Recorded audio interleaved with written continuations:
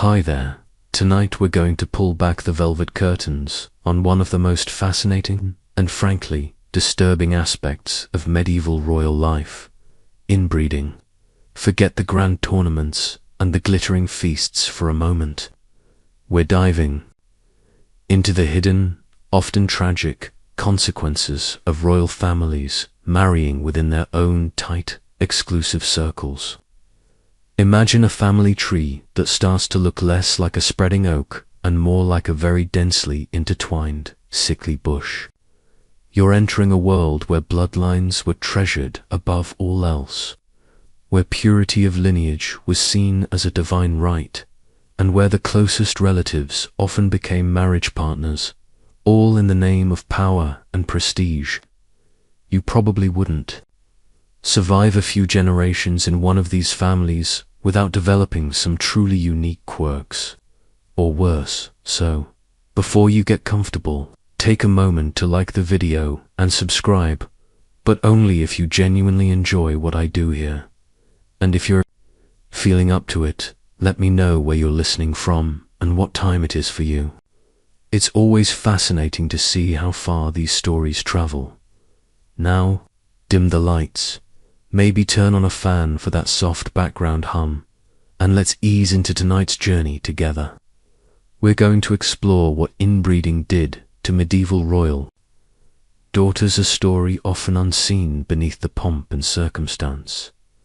The medieval period, roughly spanning from the 5th to the 15th century, was a time obsessed with lineage and legitimacy. For a royal family, the continuation of their dynasty was paramount, more important than almost anything else. The very right to rule, the claim to the throne, was based on blood, passed down through generations. To maintain this pure or noble bloodline, and to ensure that power remained concentrated within a select few ruling houses, royal families often resorted to marrying remarkably close relatives. This wasn't necessarily seen as inbreeding in the negative, genetic sense we understand today, but rather as a strategic tool to strengthen claims and consolidate power. It was about keeping the circle of power tight, sealed off from outsiders, and ensuring that no common blood sullied the royal veins. This desire for a tight, exclusive circle of royal blood had its origins in a mix of tradition, pragmatism, and a dash of genuine paranoia.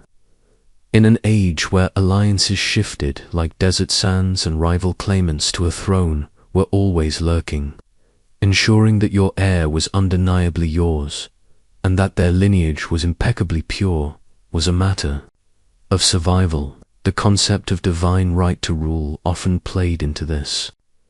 If your family's right to the throne came directly from God, then surely your blood had to be specially consecrated, and mixing it with less exalted lines seemed almost sacrilegious. It's like trying to maintain an exclusive members-only club, but instead of charging high fees, you just insist everyone marry their second cousin. This mindset led to complex, often bewildering networks of intermarriage between the great royal houses of Europe. The kings and queens of England, France, Spain, the Holy Roman Empire, and various smaller principalities often found themselves related to each other through multiple lines, sometimes going back only a generation or two. You'd have first cousins marrying, or uncles marrying nieces, or even double first cousins marrying, a bewildering tangle of familial connections. This wasn't due to a lack of available marriage partners. It was a deliberate strategy. Historians still argue whether the focus on pure blood was genuinely believed to enhance royal qualities, or was primarily a political justification for maintaining power. The very notion of royal blood became almost mystical, believed to confer not just legitimate rule, but also inherent virtues, intelligence, and even physical prowess. To dilute this bloodline was to dilute the very essence of royalty.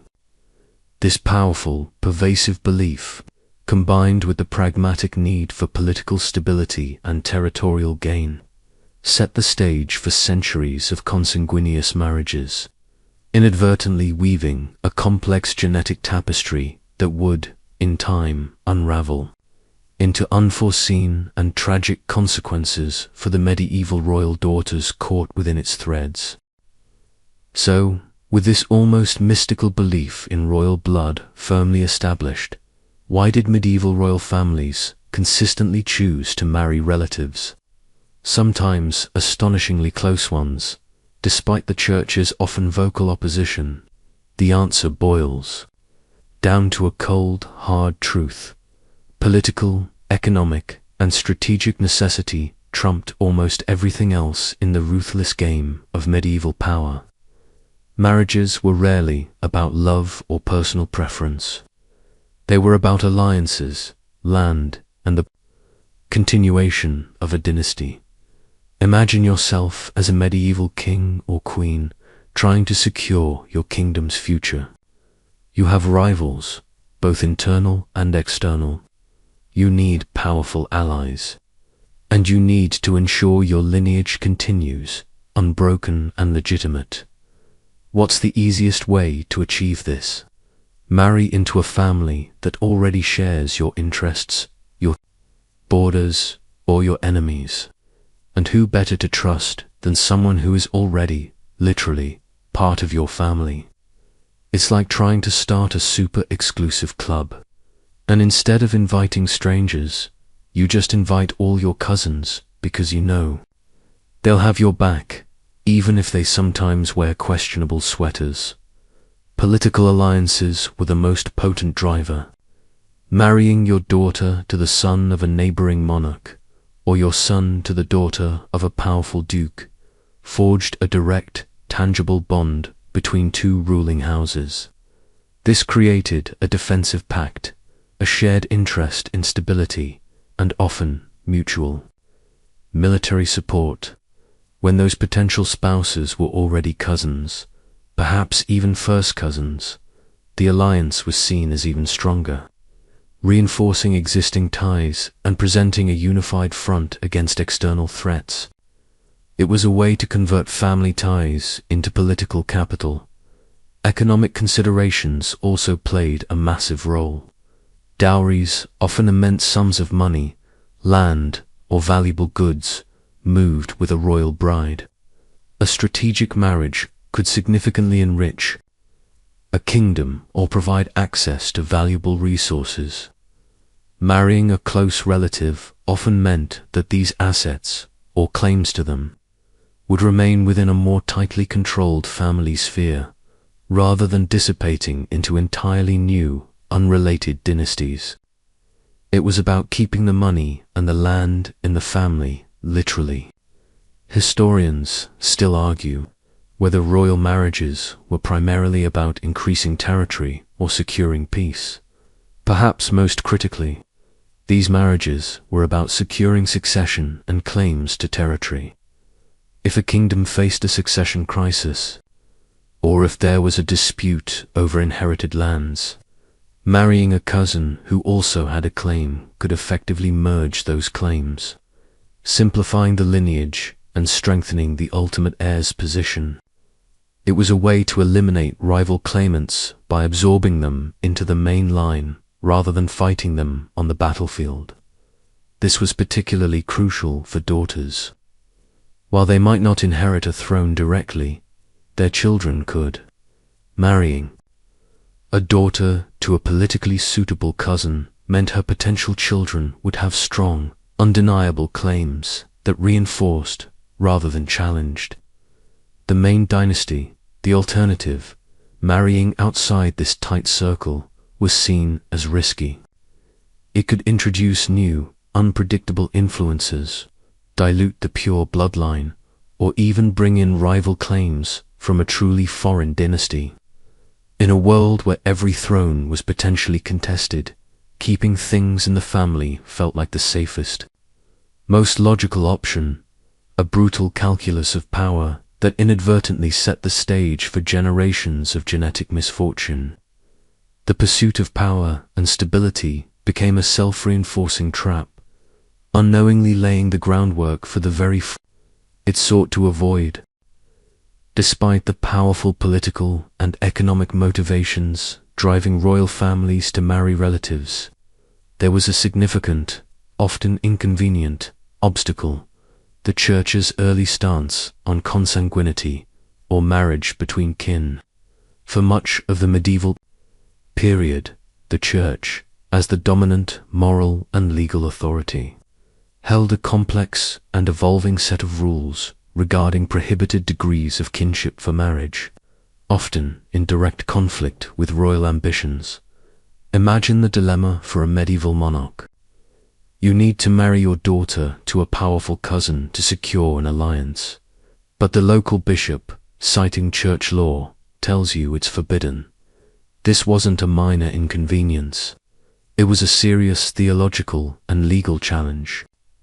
The Church viewed incestuous marriages, even between distant cousins, as morally wrong, a violation of divine law, and potentially a source of spiritual pollution for the entire community. Their reasoning was often rooted in interpretations of biblical texts and early Christian traditions, which sought to prevent familial sexual relations and promote wider social cohesion through marriage beyond immediate kin. It's a bit like trying to host a very important family reunion, but the main caterer, who also happens to be the local priest, refuses to serve anyone who is related beyond a certain point.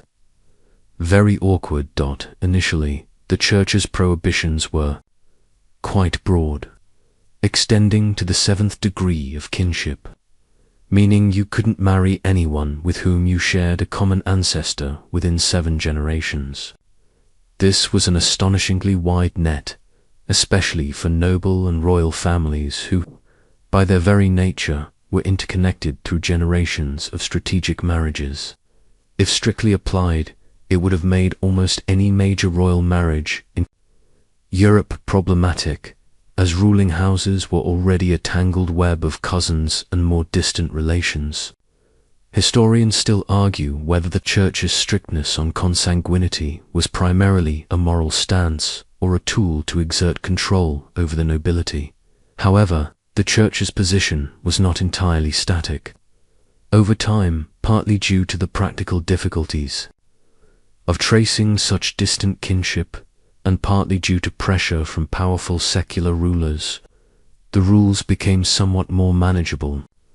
The Fourth Lateran Council in 1215, for example, reduced the prohibited degrees to the 4th degree of kinship, meaning you couldn't marry anyone with whom you shared a common great-great-grandparent. While still quite restrictive, this made a broader range of marriages theoretically permissible, or at least easier to obtain dispensations for. This evolving stance highlights a fascinating tension: the Church's theological and moral authority versus the pragmatic needs of royal power. While the Church genuinely believed in the sanctity of marriage and the dangers of consanguinity, it also recognized the political realities of the age. This created the very loophole that many royal families would exploit, allowing them to pursue their strategic marriage goals while, at least superficially, remaining in good standing with the ecclesiastical authorities. And that loophole, as we'll see, had a name: papal dispensation. The Church might have preached against it, but it also knew a good political compromise when it saw one. Given the Church's strict, albeit evolving, rules on kinship and marriage, how did medieval royal families manage to continually marry their cousins, nieces, and uncles without facing excommunication or nullified unions? The answer lies in the ingenious and often lucrative workaround known as papal dispensations. These special permissions, granted directly by the Pope, became the ultimate loophole, allowing monarchs to circumvent religious prohibitions and pursue their strategic marriage goals. all while ostensibly remaining in good standing with God and the Church. Imagine you're a powerful king, trying to arrange a crucial marriage for your daughter to a neighboring duke's son. The alliance is vital for your kingdom's security. But, oh dear, it turns out your daughter and the duke's son are third cousins. Under church law, this is a no-go. What do? You send a hefty delegation, likely laden with gifts and promises of loyalty and perhaps a not-so-subtle financial contribution to the Holy See, all the way to Rome to plead your case directly to the Pope. It's a bit like needing a special permit for a giant building project, and instead of going to the local city council, you go directly to the president, and you bring a very, very large check. The Pope, as the supreme spiritual authority in Western Christendom, had the unique power to dispense with certain ecclesiastical laws, particularly those related to marriage impediments. This meant he could grant an exception, making a marriage that would otherwise be forbidden, perfectly legitimate in the eyes of God and the Church. The reasons presented for seeking a dispensation were typically framed in terms of the greater good, preventing war, securing peace between kingdoms, unifying Christian lands against external threats like the Ottoman Empire, or ensuring the stability of a realm. These were powerful arguments that appealed to the Pope's role as a guardian of Christendom, even if the underlying motivation was often pure dynastic ambition. Historians still argue whether papal dispensations were primarily a reflection of the Pope's spiritual authority or a pragmatic political tool. The process of obtaining a dispensation could be lengthy, expensive, and involved careful negotiation. Detailed genealogical charts would be presented to prove the exact degree of kinship, and powerful arguments would be made about the political necessity of the union. Of course, the willingness of the papacy to grant a dispensation often correlated quite strongly with the political influence and financial generosity of the supplicant monarch. Let's just say, a rich king with a strong army often found the Pope more amenable to his urgent requests than a poor, insignificant duke. The widespread use of papal dispensations meant that, despite the Church's theoretical opposition to consanguineous marriages, medieval royal families could, and frequently did, pursue their policies of intermarriage with relatively clear consciences, or at least clear consciences as cleared by the Pope. This created a fascinating paradox. The very institution that set the rules also provided the means to bend them, inadvertently facilitating the very genetic close-skin marriages that would, over generations, contribute to the hidden health challenges faced by royal offspring, particularly the royal daughters whose lives and bodies were often the pawns in this grand dynastic game. The loophole was well used, and the genetic consequences, as we will soon explore, were profound. While medieval royal families meticulously tracked their lineages and navigated the complex web of church law and papal dispensations, one crucial piece of the puzzle was entirely missing: any scientific understanding of genetics. To them, blood was a mystical substance, a carrier of noble qualities, not a complex code of DNA. Their Genetics 101 was based on observation, superstition, and a hefty dose of wishful thinking, completely unaware of the invisible ticking time bomb they were setting with their marriage practices. Imagine a medieval court physician trying to explain heredity. He might talk about humors, the 4 essential fluids, blood, phlegm, yellow, bile, black bile, that governed temperament and health. Or he might speak of qualities passed down from parents, like a king's strength or a queen's beauty. If a child inherited desirable traits, it was seen as proof of their noble blood. If they inherited less desirable ones, It might be attributed to divine displeasure, a mother's bad humors, or even a witch's curse. The idea that certain hidden traits could accumulate and manifest due to close-skin marriage was simply beyond their comprehension. It's like trying to fix a complicated computer virus when you only understand how to light a candle. Their understanding of heredity was largely empirical and superficial. They observed that children tended to resemble their parents, and that certain physical characteristics, like hair color or nose shape, seemed to run in families. They also noticed that certain diseases, particularly those that were visibly striking, like leprosy or conditions causing physical deformities, appeared to be passed down, but the underlying mechanism was a complete mystery. They didn't know about genes, chromosomes, dominant or recessive traits. The very concept of a mutation or a genetic disorder would have been utterly alien.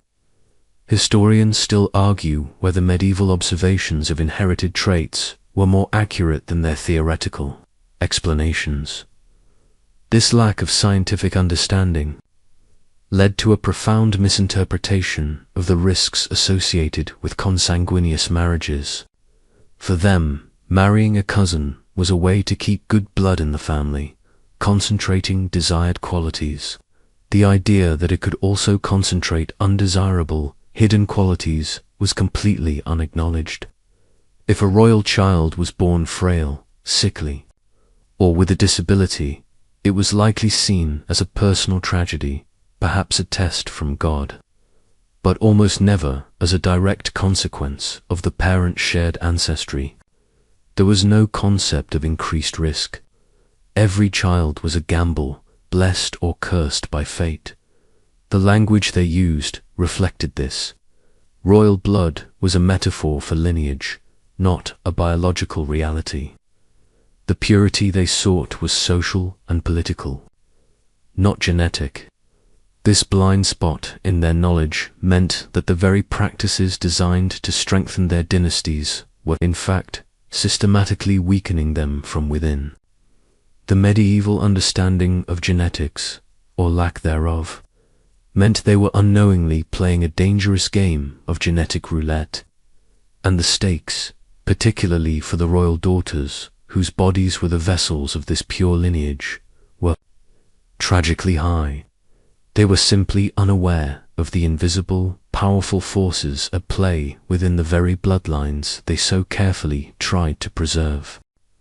While medieval royals were utterly oblivious to the science, the silent architects of their eventual decline were recessive genes. These hidden threats, accumulating unnoticed generation after generation within the carefully constricted royal gene pools, were the true, invisible time bombs ticking away, waiting for the perfect, tragic combination to manifest devastating health problems. Imagine your genetic makeup as a vast library of books, with 2 copies of each book, one from your mother, one from your father. Most of these books are perfectly fine, holding instructions for things like eye color, height, or good health. But some of these books, on rare occasions, might have a crucial page missing or a paragraph that's gibberish. This is a recessive allele for a genetic disorder. If you get one bad copy and one good copy, the good copy usually overrides the bad one, and you remain perfectly healthy, a silent carrier of that hidden flaw. It's like having a backup generator that kicks in whenever there's a power cut. You might have a faulty light bulb, but you never notice it because the generator's always working. The problem with inbreeding, with those repeated close-skin marriages, is that it drastically increases the chances of you receiving 2 copies of that bad book, one from each parent. Because your parents are related, they share a more recent common ancestor, meaning they are more likely to carry the same hidden bad books. If you inherit a faulty copy from both your mother and your father, suddenly, that genetic instruction can't be overridden. The faulty light bulb now has no generator, and that's when a recessive genetic disorder can manifest, with often tragic consequences for health, fertility, or cognitive function. Historians still argue whether the increased incidence of specific conditions in royal families was always due to inbreeding or sometimes just bad luck.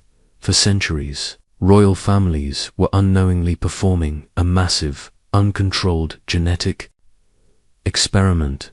They were diligently selecting for pure bloodlines and political advantage, not genetic diversity.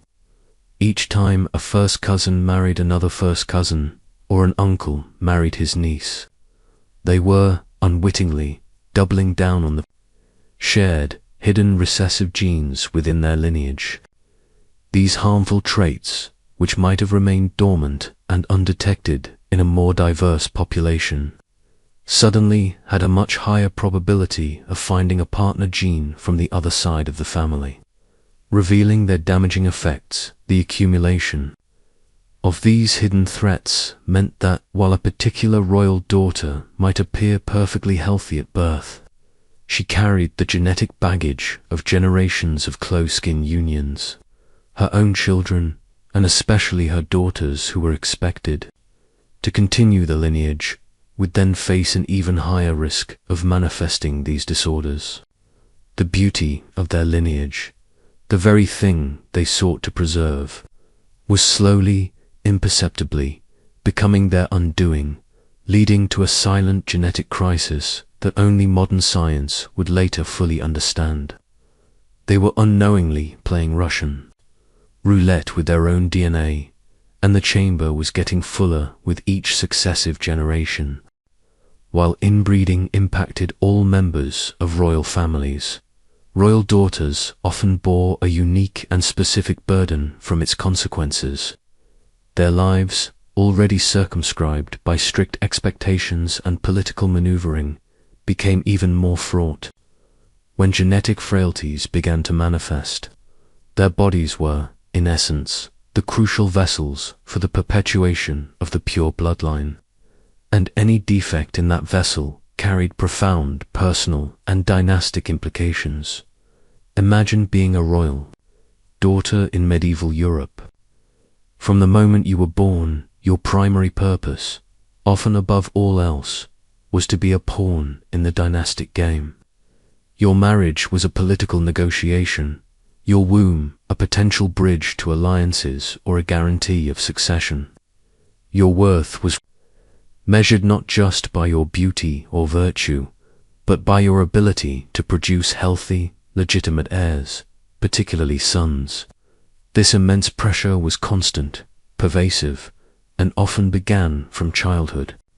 It's like having your entire life planned out for you, but the main goal is just to produce a perfect product. And any defect means you've failed everyone down. Layer on top of this pressure the insidious effects of inbreeding. If you, a royal daughter, carried an accumulation of recessive genes, your chances of exhibiting fertility problems, chronic illness, or physical and cognitive impairments were significantly heightened. For a royal son, these issues were dire, but for a daughter, they could be seen as a catastrophic failure of her fundamental duty. A son might still rule, even if sickly, but a daughter who couldn't bear children, or whose children were frail, essentially failed in her dynastic purpose. Historians still argue whether the perceived frailty of royal women was due to actual genetic issues or societal expectations. Consider the health impacts. If inbreeding led to a weaker immune system, it was a problem for anyone but a perpetually sickly royal daughter might be deemed unsuitable for marriage, or seen as a liability for producing a weak heir. If genetic issues led to chronic pain or debilitating conditions, her ability to perform courtly duties, travel, or even maintain a regal appearance would be compromised. The societal ideal of female beauty and vitality in royal women contrasted sharply with the potential realities of genetic disorders. leading to personal suffering and public scrutiny. Perhaps most tragically, any health problems or perceived defects in royal daughters were often seen as her fault, a reflection of her inherent weakness or inadequacy, rather than an unforeseen consequence of the family's strategic marriage practices. The blame would often fall squarely on the woman, adding psychological torment to physical suffering. Her inability to conceive or the birth of sickly children could lead to immense guilt, shame, and even the threat of repudiation or annulment, regardless of the underlying genetic cause. The spotlight was intensely on her reproductive capacity and the health of her offspring. Thus, royal daughters were caught in a cruel trap, bred for a purpose that, unknown to their families, was often undermined by the very pure bloodline they were meant to perpetuate. Their bodies became the unwitting battlegrounds for dynastic ambition and genetic fate, making their experience of inbreeding's consequences particularly poignant and brutal. Their lives, already less free than their male counterparts, were further constrained and often tragically defined by the invisible threads of their own inherited DNA. Among the most devastating and dynastically crippling consequences of inbreeding for MBD for medieval royal daughters was the profound impact on their fertility. The pressure on royal women to produce heirs, especially healthy male ones, was immense. Yet the genetic legacy of close-kin marriages often sabotaged this very goal, leading to heartbreaking rates of stillbirths, miscarriages, and outright difficulty conceiving. Imagine the expectations from the moment a royal daughter was married. Often in her early teens, her primary purpose became the creation of future monarchs. Every month without a pregnancy would be met with growing anxiety from her husband, his family, and the entire court. If a pregnancy occurred, it would be a time of cautious optimism, followed by agonizing suspense. The birth of a healthy child, particularly a son, would be met with immense celebration. Anything less, with profound disappointment, often directed squarely at the mother. It's like being a high-stakes, competitive breeder, but instead of dogs, you're breeding humans. And every failure is a potential international crisis. The genetic reality of inbreeding dramatically increased the risk of reproductive failures. Recessive genes, when paired, can lead to a host of problems that interfere with conception, fetal development, and live birth. These include conditions that cause infertility, the inability to conceive, recurrent miscarriages, early pregnancy, losses, and stillbirths, the birth of a baby who has died in the womb after 20 weeks of pregnancy. While these tragedies occurred in the general population, the rate was often significantly higher in highly inbred royal lines. Historians still argue whether royal women had a higher rate of reproductive issues than commoners, or if records are simply more detailed for nobility. Consider the records of many inbred dynasties. You'll often find long periods of marriage without children, or sequences of pregnancies ending in stillbirth after stillbirth, or a string of fragile infants who died shortly after birth. These were not merely unfortunate coincidences. They were often the direct, devastating biological consequences of the concentrated recessive genes. A specific genetic mutation might, for instance, lead to a non-viable fetus, or one that could not survive outside the womb for long. The parents, completely unaware of the invisible genetic lottery they were playing, could only watch in despair as their hopes for a robust succession dwindled. For the royal daughter herself, this reality was a constant source of personal anguish and public humiliation.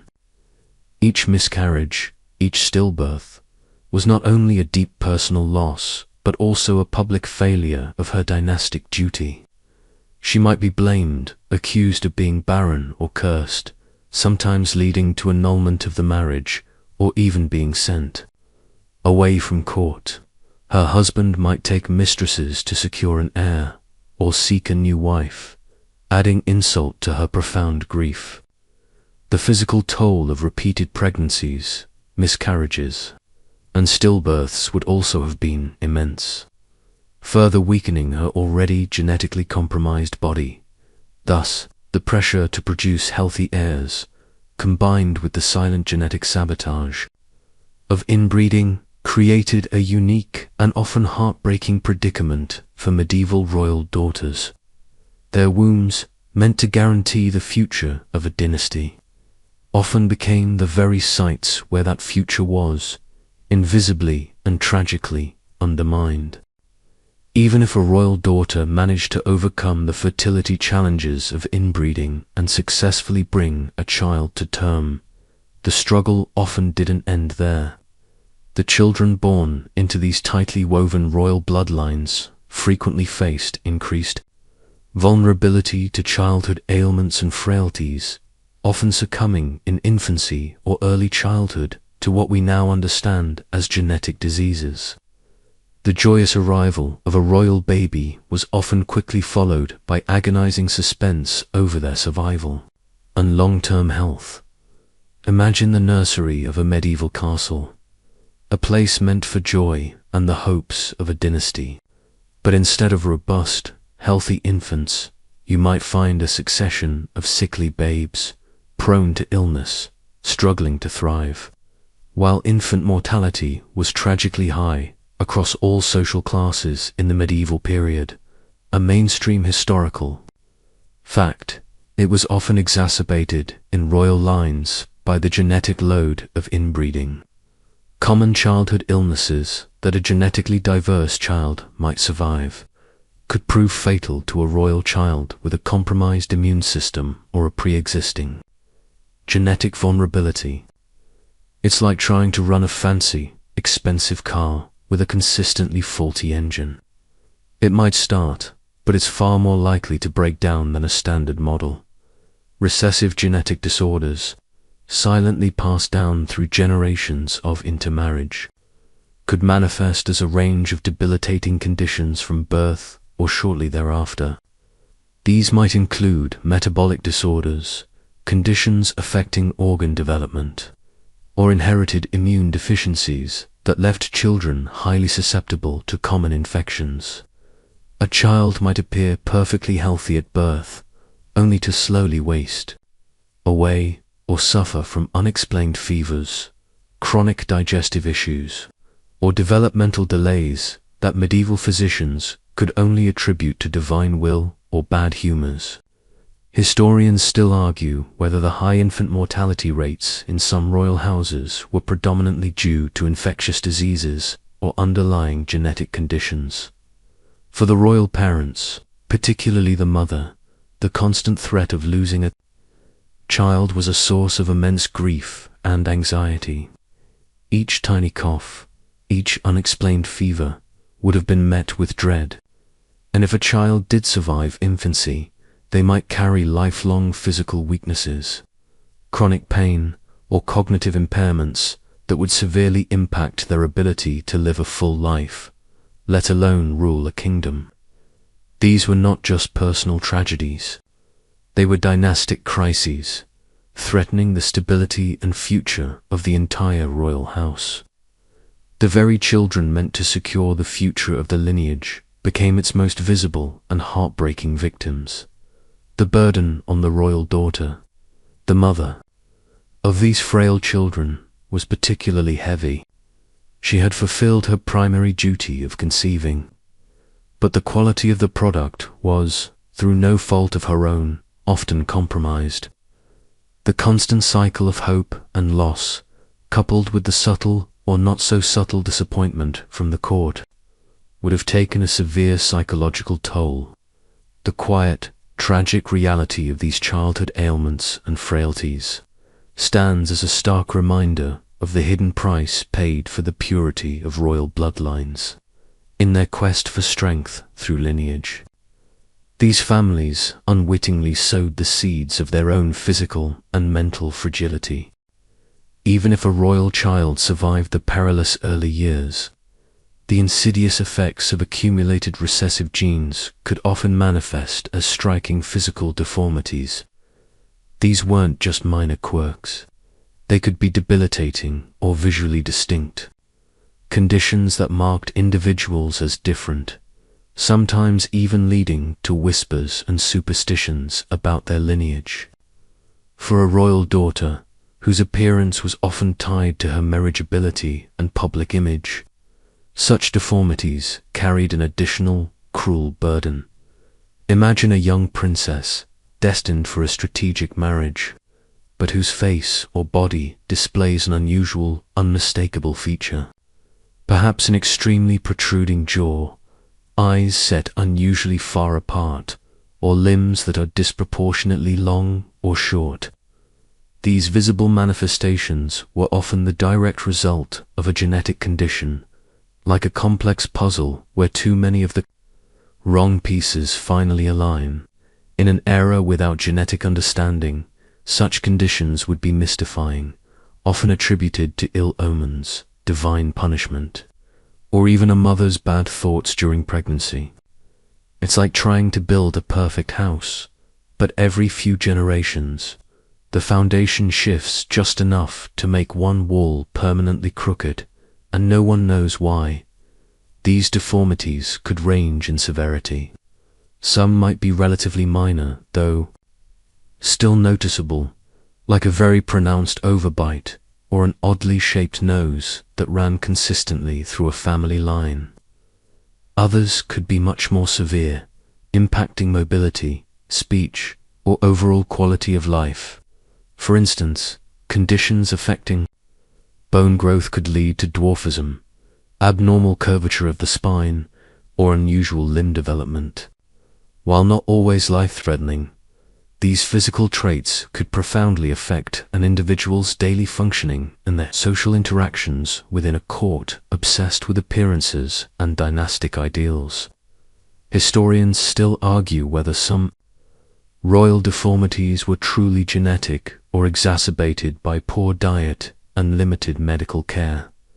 For a royal daughter, a visible deformity could be a catastrophic blow to her prospects. Her primary value was often as a diplomatic tool, cemented through a politically advantageous marriage. A prominent physical anomaly could make her less desirable as a bride, potentially hindering crucial alliances or even leading to her being passed over for a less attractive but genetically healthier relative. Her portraits, meant to flatter and showcase her beauty, would have to cleverly obscure or minimize these features, adding another layer of artifice to her already constrained life. The court, ever watchful and judgmental, would observe and whisper, while direct criticism of a monarch's child might be rare. The very existence of such traits could spark quiet concerns about the long-term vitality of the dynasty. Was this a sign of weakness, a blemish on the pure bloodline? The individual suffering the deformity bore not only the physical discomfort but also the weight of these unspoken questions and societal judgments. The cumulative effect of generations of close-kin marriages, therefore, didn't just produce hidden frailty. It sometimes etched its indelible mark directly onto the very faces and bodies of the medieval royal daughters, transforming their physical forms into tragic advertisements for a genetic gamble gone wrong. Beyond the visible physical manifestations, the insidious effects of inbreeding in medieval royal families often reached deeper, impacting the very structure of the brain and leading to various degrees of cognitive impairment, from subtle intellectual dullness to severe developmental disabilities. These unseen burdens could be profoundly tragic for individuals and devastating for dynasties that relied on sharp minds for governance and succession. Imagine a royal child who struggles to learn, who grasps concepts slowly, or who displays an unusual lack of awareness of their surroundings. In an era without neurological understanding, Such conditions would be baffling. They might be seen as a sign of spiritual deficiency, a lack of divine grace, or simply an innate dullness of character, rather than a direct consequence of inherited genes.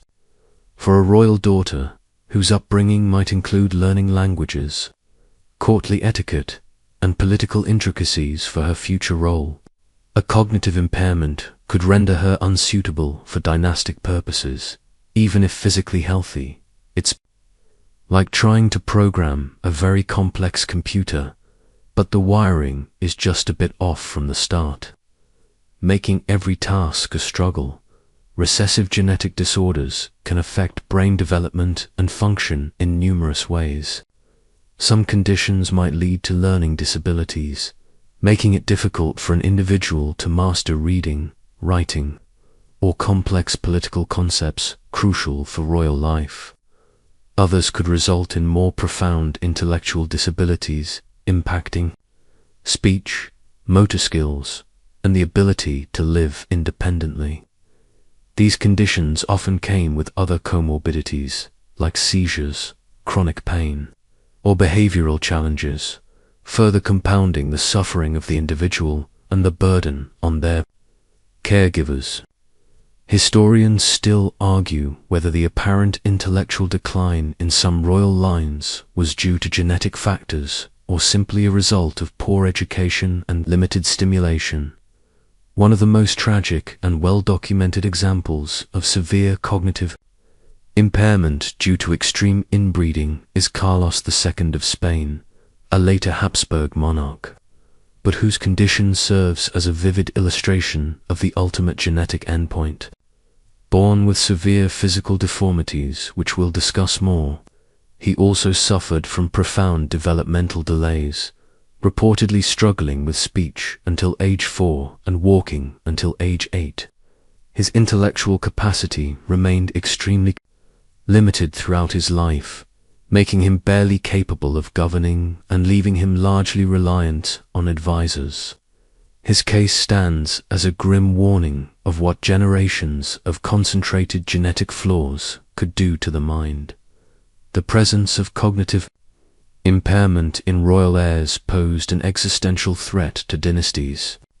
A monarch who could not effectively rule, make decisions, or command respect due to intellectual limitations created a power vacuum, inviting court intrigue, factionalism, and potential rebellion. For royal daughters, their impaired cognitive function could severely diminish their marriage prospects, as no foreign court would willingly accept a queen who could not intelligently engage in diplomacy or raise capable heirs. These invisible burdens, etched into the very minds of royal offspring by the pursuit of pure bloodlines, often proved to be the most devastating and ultimately fatal blow to the aspirations of medieval dynasties. When we talk about the physical manifestations of inbreeding in medieval royal families, one particular feature stands out as the poster child for genetic consequence: the Habsburg jaw. This distinctive and often exaggerated prognathism, a severe underbite where the lower jaw protrudes significantly beyond the upper, became an iconic, almost caricatured, hereditary trait of the illustrious Habsburg dynasty. Imagine looking at a series of portraits from the Habsburg family over centuries. You would notice a recurring facial characteristic: a pronounced, elongated lower jaw, often accompanied by a thick lower lip and a somewhat flattened nose.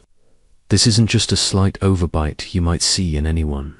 In its extreme forms, the Habsburg jaw, or Habsburg lip, due to the averted lower lip, could make it difficult to chew, speak clearly, or even fully close the mouth. For royal individuals whose public image and presentation were paramount, this was a highly visible, undeniable marker of their lineage. It's like a very exclusive, very unflattering family tattoo that everyone in the family just happens to have. And it gets worse with each generation. This condition is now, understood to be a consequence of mandibular prognathism and maxillary deficiency, often caused by the expression of recessive genes when concentrated through generations of inbreeding. While a mild underbite can occur randomly, its consistent and increasingly pronounced appearance within a specific family over centuries points directly to concentrated heredity. The Habsburgs, in their relentless pursuit of power through strategic marriage, particularly with their Spanish branch, created one of the most intensely inbred royal lines in European history, inadvertently making their family literally the textbook example of genetic load. Historians still debate whether the artistic portrayals of the Habsburg jaw accurately depicted its severity or exaggerated it for stylistic reasons. The presence of the Habsburg jaw in their family portraits wasn't just a curious physical quirk. It became a symbol. To them, perhaps, it was a recognizable feature of their powerful, pure bloodline.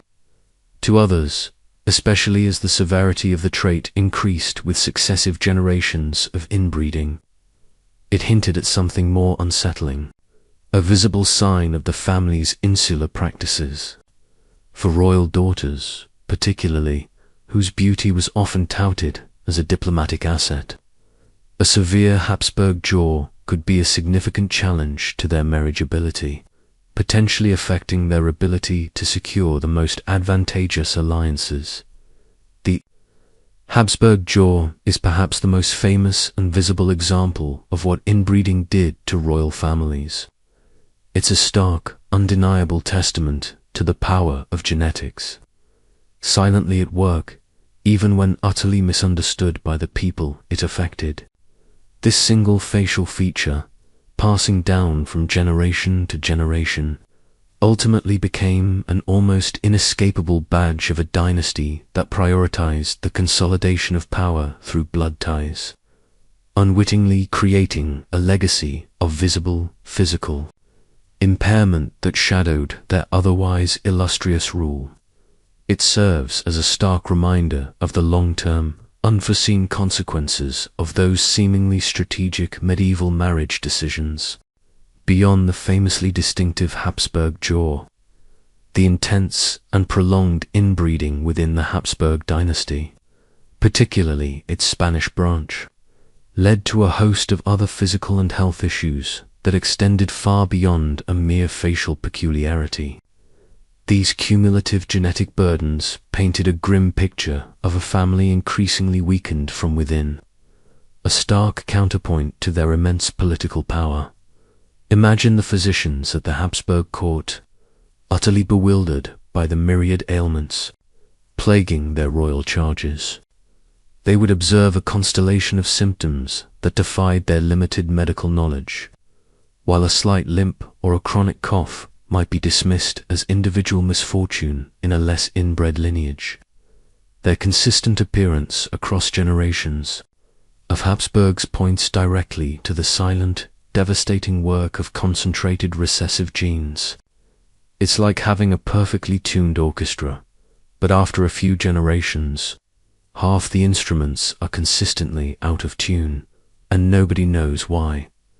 Many Habsburgs, both male and female, suffered from general physical weakness and frailty. This could manifest as low muscle tone, a tendency towards stunted growth or unusual body proportions, and a general lack of robustness compared to their contemporaries. They might be prone to frequent illnesses, indicating a compromised immune system that left them vulnerable to common infections. A recurring theme in historical accounts is the sickly constitution of many Habsburg children, struggling from birth and often succumbing in infancy or early childhood, even if they didn't display overt deformities. Historians still argue whether the overall frailty of the Habsburgs was solely genetic or exacerbated by luxurious, but often unhygienic lifestyles. Beyond general weakness, more specific conditions frequently appeared. The distinctive jaw was often accompanied by other dental problems, such as malocclusion, misaligned teeth, which made chewing difficult and affected speech clarity. This isn't just about appearance. Imagine trying to eat a tough piece of medieval meat with teeth that don't quite meet.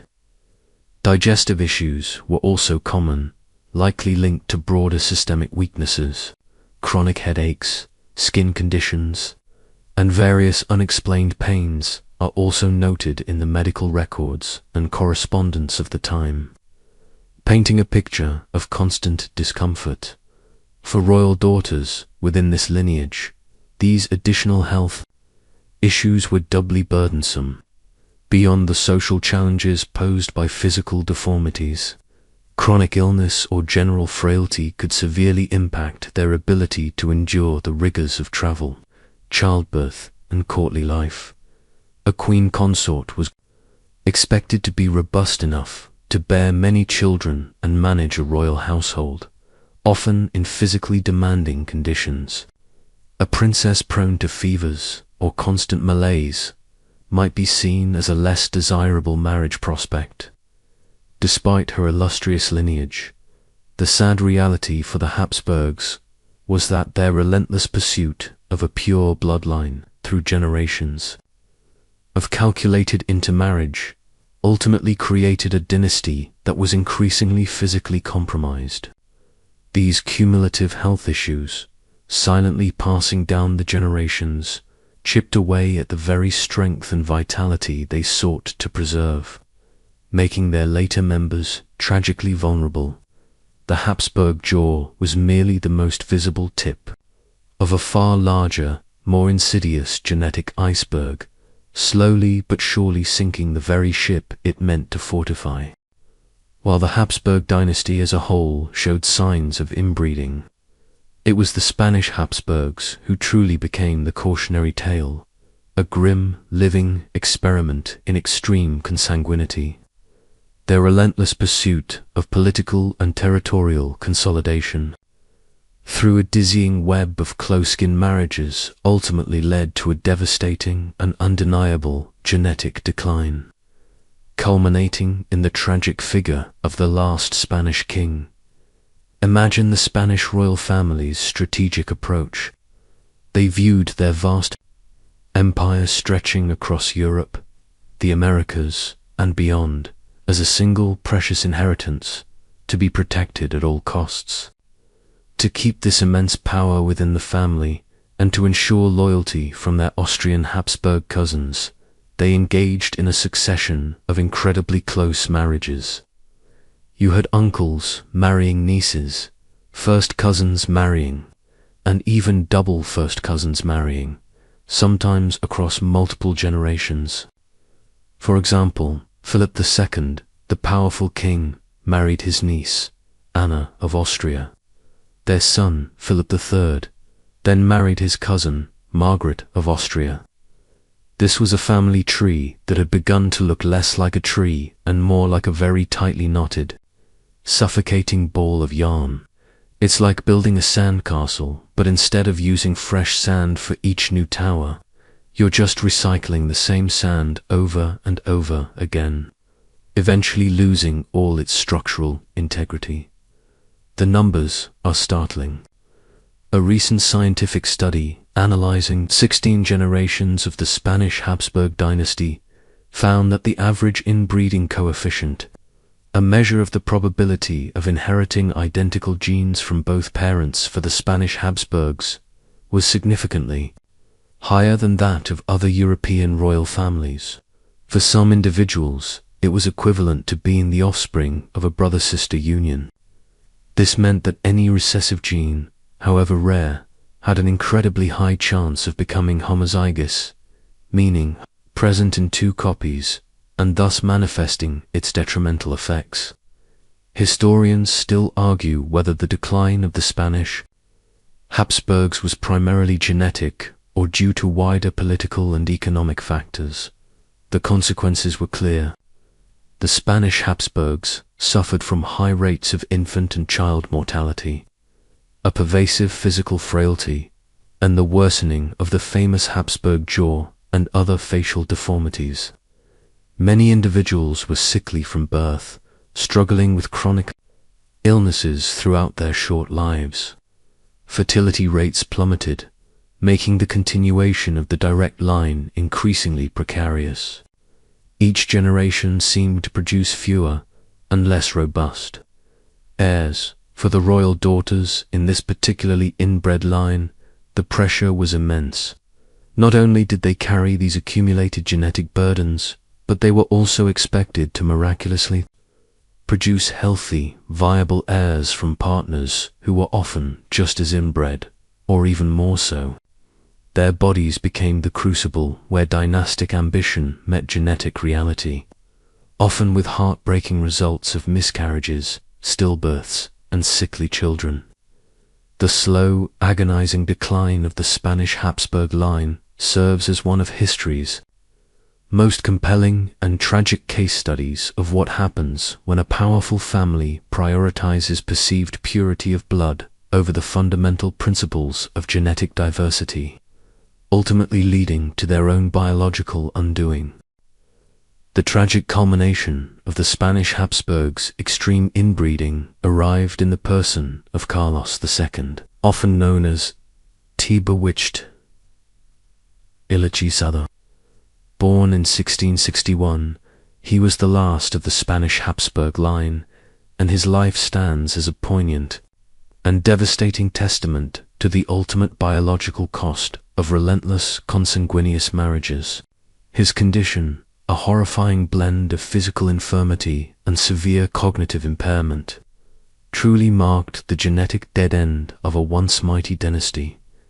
Imagine a child born into immense power, yet utterly incapable of bearing its weight. Carlos II's lineage was a genealogical nightmare. His parents, Philip IV and Mariana of Austria, were uncle and niece. But this was just one line of inbreeding. If you traced his family tree, he had 8 great-grandparents, but due to repeated intermarriages, only for distinct individuals among them, his inbreeding coefficient was astonishingly high, perhaps higher than any other European monarch known to history. It's like trying to make a cake with only half the ingredients, and those ingredients have been sitting in the pantry for a very, very long time. The result is just not good. From birth, Carlos was plagued by severe health problems. He was described as sickly and weak, unable to walk until the age of 8 and barely able to speak until 4. He suffered from a range of physical deformities, including a grotesquely exaggerated Habsburg jaw so pronounced that his teeth could not meet, making chewing and speaking incredibly difficult and causing him to drool profusely. His tongue was reportedly so large that it barely fit in his mouth. He also suffered from skeletal deformities, a very frail constitution, and a host of other chronic illnesses, making him prone to infections and constant pain throughout his life. Historians still argue whether Carlos II's extreme condition was solely due to inbreeding or if other factors, like childhood illnesses, exacerbated his frailties. Beyond the physical, his cognitive impairment was profound. He was intellectually disabled, described as dull-witted and simple. He struggled with basic learning, and while he was eventually taught to read and write to some extent, his intellectual capacity remained severely limited. This made him ill-equipped to govern a vast empire, leading to a lifetime of reliance on regents, advisors, and various court factions vying for control. He was a king in name only, a puppet in the grand theatre of European politics. His mental frailties a constant source of anxiety and intrigue for his court. Carlos II's life was a prolonged tragedy.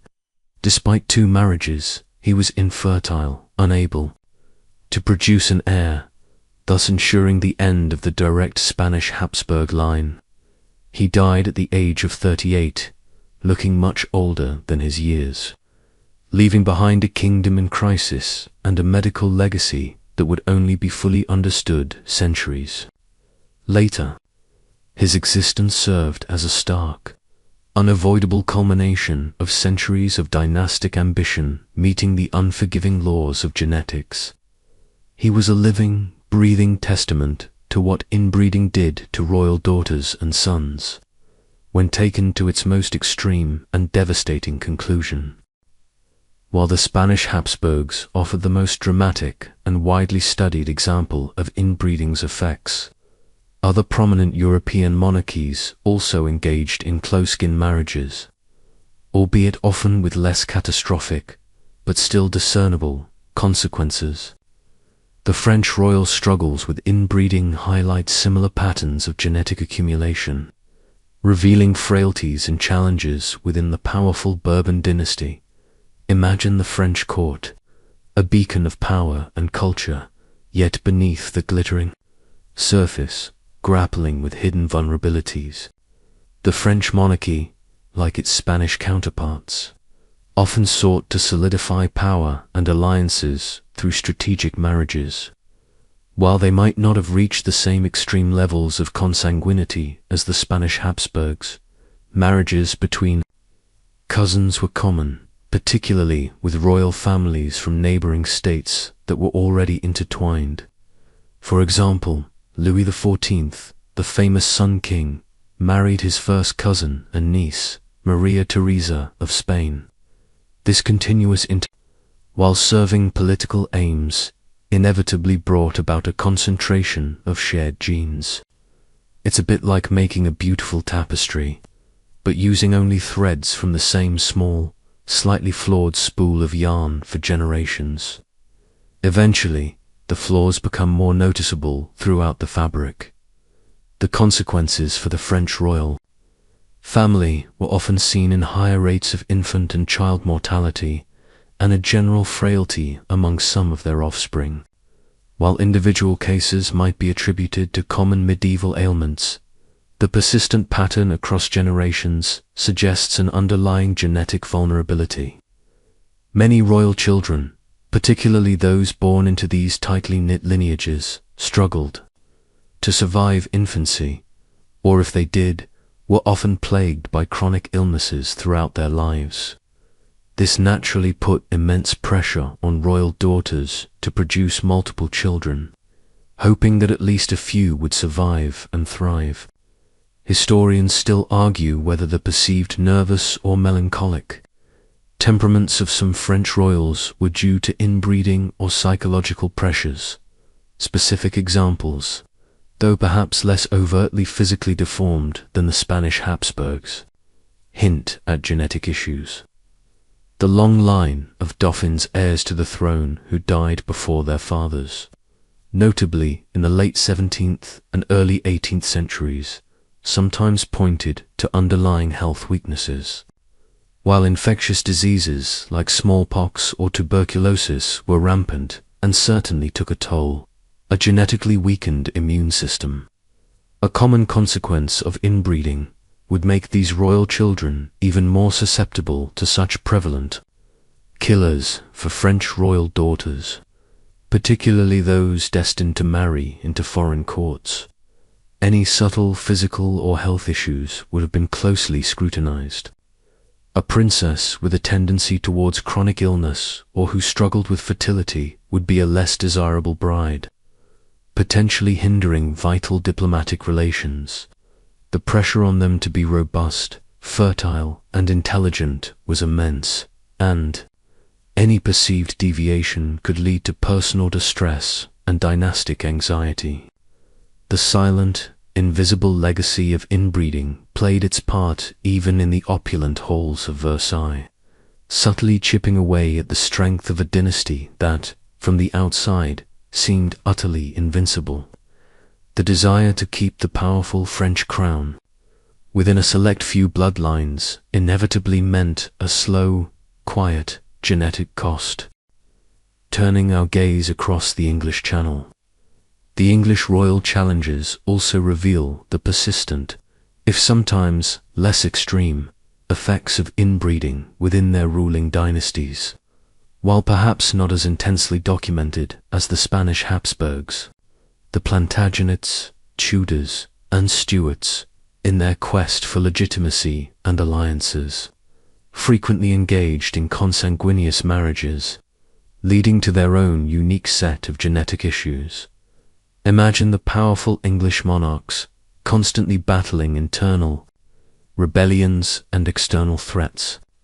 Their marriage strategies, much like their continental counterparts, were driven by a desperate need for political stability and a clear line of succession. This often meant marrying into established noble families within England, who themselves were often distantly or not so distantly related to the royal line, or into European royal houses that were already intertwined through generations of Henry VII, the founder of the Tudor dynasty, for example, married Elizabeth of York, uniting two warring factions of the same Plantagenet family. While crucial for peace, it further compacted the shared gene pool. It's a bit like playing a family board game, and every time someone wins, they get to add another relative to the team, making it harder for anyone new to join. The impact on English royal offspring could be seen in patterns of frailty, chronic illness, and reproductive difficulties. While sources might attribute various ailments to fevers or wasting sicknesses, modern genetic understanding suggests that underlying vulnerabilities, intensified by inbreeding, likely played a significant role. The high rate of infant and child mortality, even among royal children who received the best care medieval medicine could offer, often points to genetic susceptibilities. For example, some historians have speculated about potential inherited conditions in the children of Henry VIII, many of whom were sickly or died young, though specific genetic links remain debated. Historians still argue whether the English royal family's genetic issues were less severe than the continental ones, or simply less meticulously recorded. For English royal daughters, whether they were princesses destined for foreign thrones or ladies of the court, their health and fertility were under constant scrutiny. A princess who struggled with chronic illness or who failed to conceive could pose significant diplomatic problems for her father, potentially jeopardizing a crucial alliance. The pressure to produce male heirs was just as intense in England as elsewhere, and any reproductive failures would have been a source of immense personal and political anxiety for the royal woman.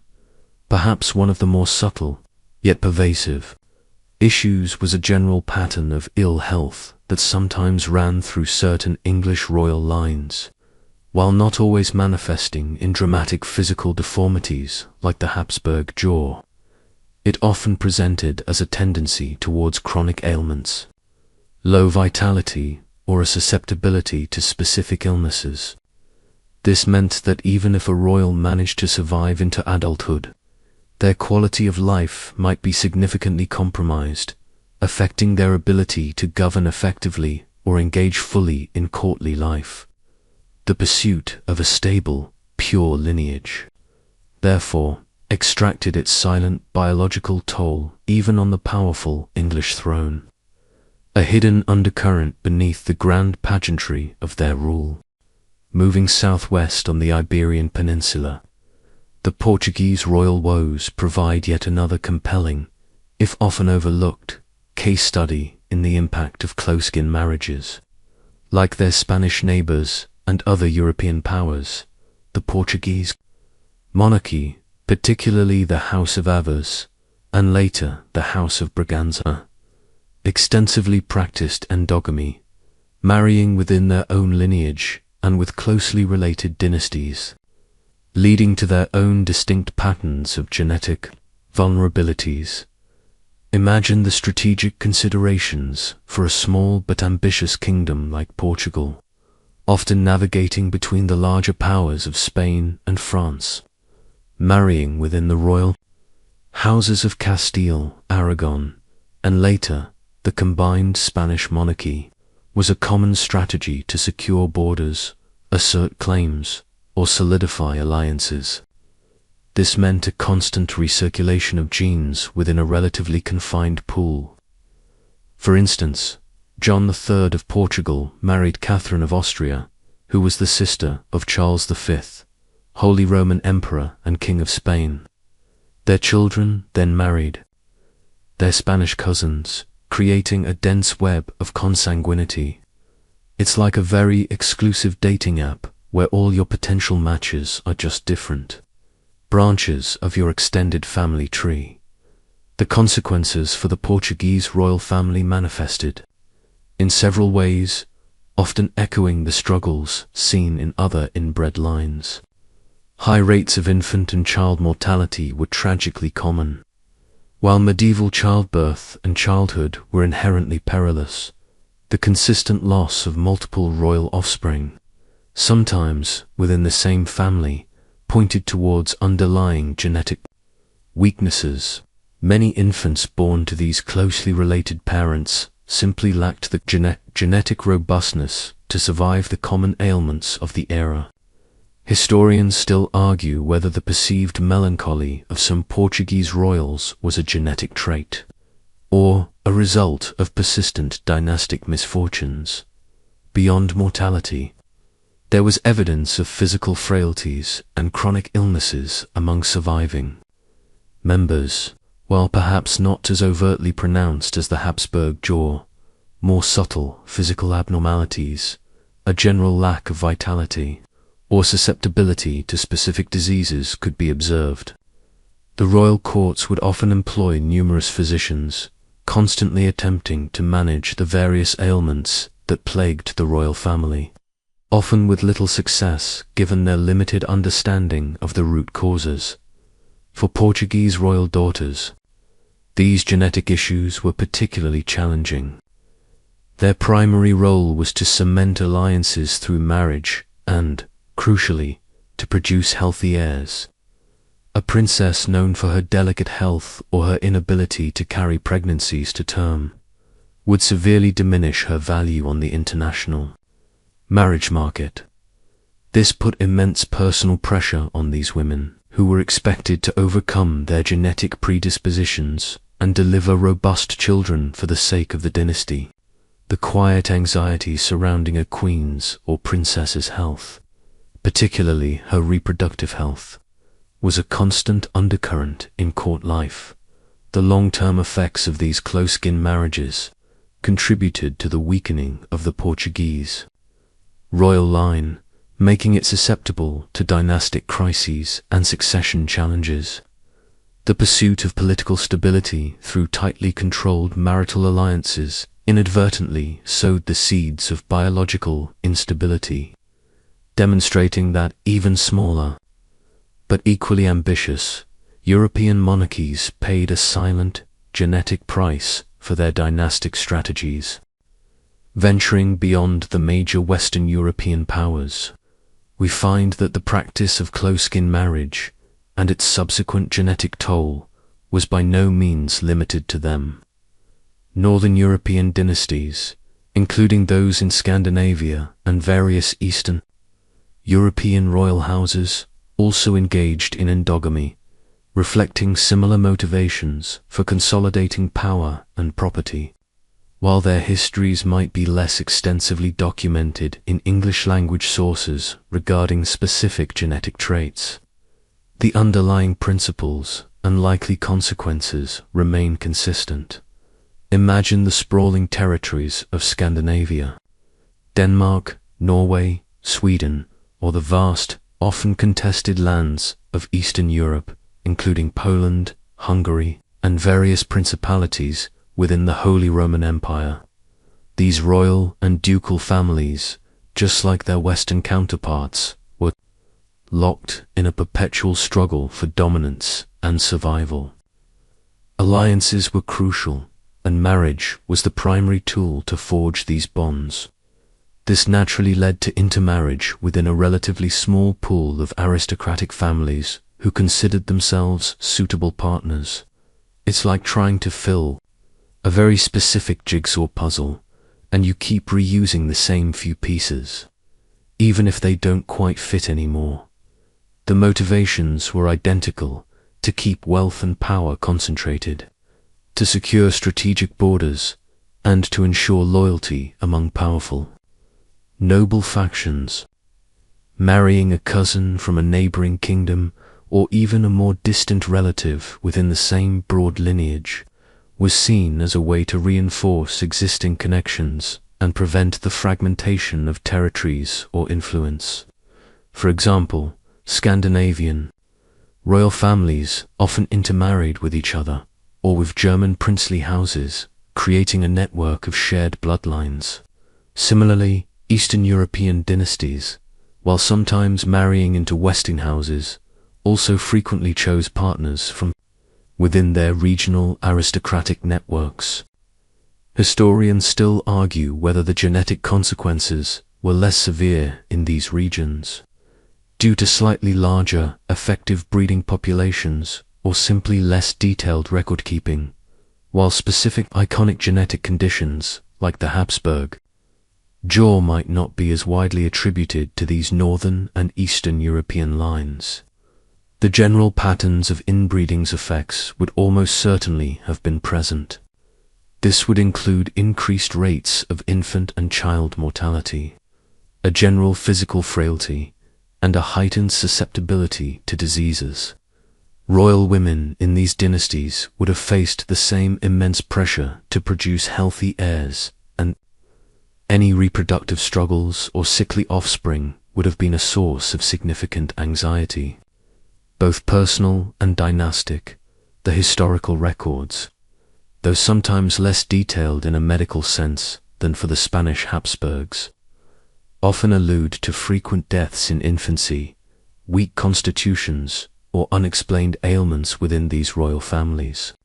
This is the quiet, persistent signature of inbreeding, silently undermining the health and vitality of a lineage even when no single, dramatic deformity stands out. The strategic pursuit of dynastic continuity, through the seemingly logical practice of marrying close kin, inadvertently brought about a slow, silent genetic degradation that affected royal houses across the entire breadth of medieval Europe, from the fjords of Norway to the plains of Hungary. After exploring the various dynasties and the specific health issues that plagued them, it becomes abundantly clear that the driving force behind medieval royal marriages was almost exclusively marrying for power, not for health. This brutal calculus, where dynastic ambition and political gain overshadowed any potential, unseen genetic risks, defined the lives of medieval royal daughters and inadvertently set the stage for their unique burdens. Imagine yourself as a medieval king or queen, sitting in a dimly lit chamber, poring over genealogical charts and maps, not medical reports. Your advisors are discussing dowries, strategic borders, military advantages, and lines of succession. The health of your prospective daughter-in-law or son-in-law might be mentioned, but primarily in terms of their immediate ability to produce children and survive childbirth, not a long-term genetic health assessment. The idea of genetic diversity simply wasn't a concept in their world. It's like building a bridge and focusing solely on how pretty it looks, completely ignoring whether the foundational supports are made of rotten wood. You might get a nice view, but it's probably not going to last. The sheer desperation to secure a legitimate heir, particularly a son, was a powerful motivator. If marrying a first cousin, who also happened to be a strong candidate for alliance, increased the chances of producing that heir, then the perceived benefits far outweighed any vague, ununderstood risks. The political stability of a kingdom, the prevention of costly wars, and the consolidation of territories were tangible, immediate concerns. Genetic frailty was an abstract, unquantifiable possibility, easily dismissed or attributed to other causes. Historians still argue whether royal families genuinely ignored health risks or simply lacked the means to identify them. For royal daughters, this prioritization was particularly harsh. Their bodies were seen as dynastic assets, their wombs as instruments of statecraft. They were expected to be fertile, resilient, and to produce healthy offspring, regardless of the genetic hand they were dealt by their inbred parents. If they suffered from infertility, miscarriages, or bore sickly children, the blame often fell on them, not on the ancestral marriage patterns. Their personal suffering was secondary to the dynastic imperative. They were expected to embody the strength of their pure bloodline, even as that purity silently corroded their health. This relentless focus on power through marriage created a self-reinforcing cycle. The more powerful a dynasty became, the more crucial it was to maintain its tightly controlled bloodline to protect that power. This led to further inbreeding, further accumulation of deleterious recessive genes, and ultimately further genetic decline. The quest for strength through purity ironically led to an inherent biological weakness. It was a trade-off they unknowingly made short-term political gain for long-term genetic decay. The narrative of marrying for power, not health, is not a judgment of medieval royals, but an observation of their circumstances and knowledge. They acted rationally within the confines of their understanding and political realities. However, for the medieval royal daughters caught in this system, it meant that their personal well-being and genetic fate were tragically subordinated to the dictates of dynastic ambition, a silent and often painful price paid for the glittering crowns they wore. As we peer back through the centuries, armed with modern scientific knowledge, we can now begin the fascinating, yet often heartbreaking, task of diagnosing the undiagnosed. For medieval royal physicians, the myriad ailments afflicting their inbred charges were baffling mysteries, attributed to imbalances of humors, divine will, or astrological alignments. Today, thanks to advances in genetics, we can reevaluate historical accounts and propose modern medical perspectives on these royal conditions, shedding light on the hidden suffering caused by consanguineous marriages. Imagine a modern geneticist reviewing the detailed medical descriptions of Carlos II of Spain, his speech impediments, his severe motor delays, his profound intellectual disability, and his distinctive facial features. Today, these symptoms could point to several known genetic disorders, perhaps even a combination. While a definitive diagnosis without DNA samples is impossible, you can't exactly run a saliva test on a 400-year-old monarch. Obviously, patterns emerge that strongly suggest specific recessive conditions. For instance, the combination of his jaw deformity and other issues aligns with certain forms of mandibular facial dysostosis or other developmental syndromes, exacerbated by the extreme homozygosity from his unique family tree. It's like finding a mysterious, broken antique clock. And while you can't open it up, you can infer a lot about its internal mechanisms just by observing how it failed.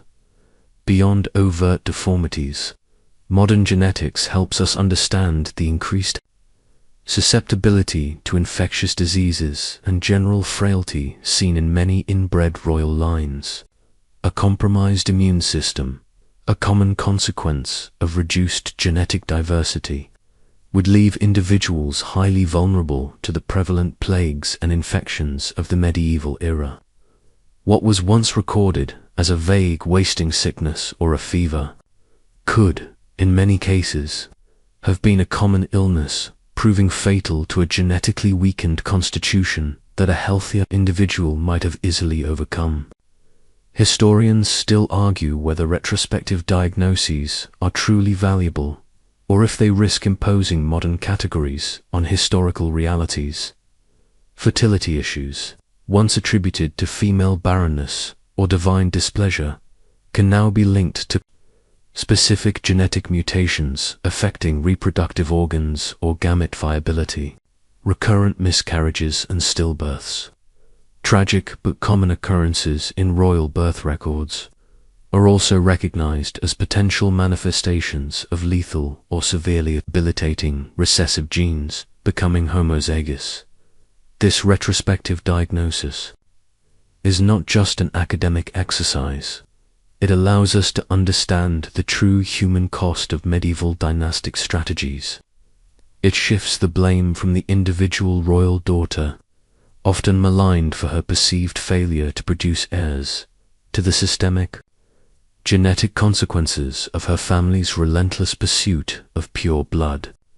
It transforms vague historical descriptions of illness and disability into coherent patterns, revealing the silent, unseen hand of genetics at work, shaping the destinies of kings and queens, and often, tragically, cutting short the lives and health of royal daughters. The power of hindsight allows us to finally give a name, or at least a category, to the suffering that remained utterly bewildering to those who lived through it.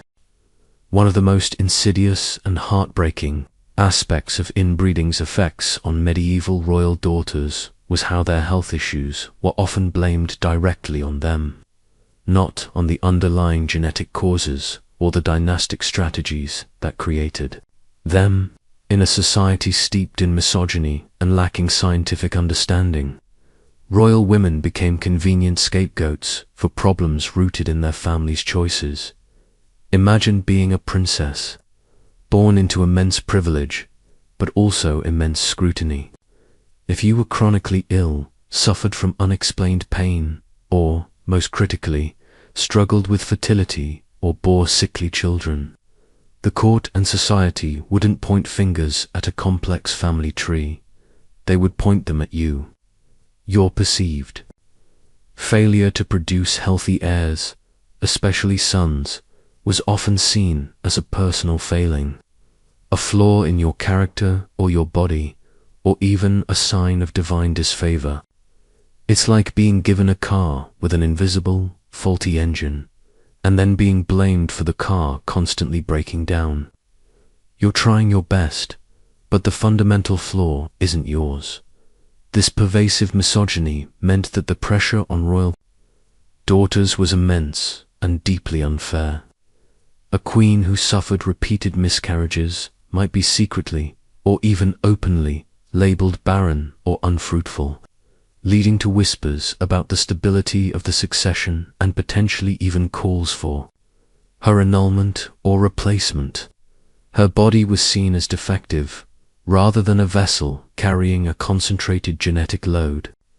The very public nature of royal marriages and childbirth meant that these struggles were not private sorrows, but public spectacles of perceived inadequacy. Historians still argue whether the perceived weakness of medieval women was due to actual physical frailty or societal biases and limited opportunities. Even physical deformities, which we now understand as genetic, might have been attributed to the mother's imagination during pregnancy, or to a bad omen, or even to a curse from a witch. Remember our previous discussion about witchcraft? The idea that the father, or the shared lineage of both parents, could be the root cause was rarely, if ever, considered or discussed openly, especially when powerful male monarchs were involved. The female body, as the site of reproduction, became the locus of blame for all reproductive and hereditary woes. This constant blame and scrutiny would have taken an immense psychological toll on these royal daughters. They lived under the crushing weight of expectation, often experiencing profound personal grief over lost children, compounded by public judgment and the fear of dynastic failure. Their suffering was not merely physical, it was deeply emotional and social. trapped by a system that demanded perfection while unwittingly engineering imperfection. Ultimately, the blaming of royal daughters for the genetic consequences of inbreeding is a stark illustration of how societal biases intersect with scientific ignorance. It underscores the unfair burden placed on women, particularly those in positions of power or high expectation, who were held responsible for outcomes far beyond their control. This cruel irony meant that the very women whose lives were sacrificed for the purity of royal bloodlines were then condemned when that purity tragically turned to impurity. Perhaps no single factor exerted more relentless pressure on medieval royal daughters than the absolute imperative to produce heirs, particularly healthy male ones. In an era where dynastic continuity was paramount and political stability often hinged on a clear line of succession, the royal womb became the most critical asset of the kingdom, and any perceived failure to deliver on this front had devastating personal and political ramifications. Imagine being a young princess, perhaps married off at a tender age, sometimes even before puberty. From that moment, your existence was defined by the expectation of pregnancy.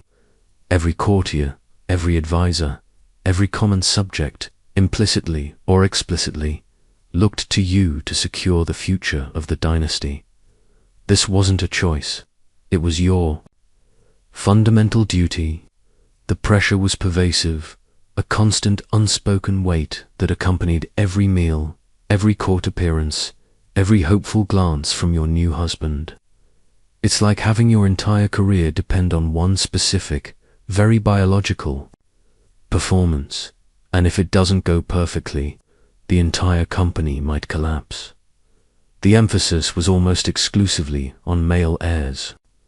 While daughters could be valuable for forging alliances through their own marriages, as we've seen, they could not, in most medieval European monarchies, directly inherit the throne.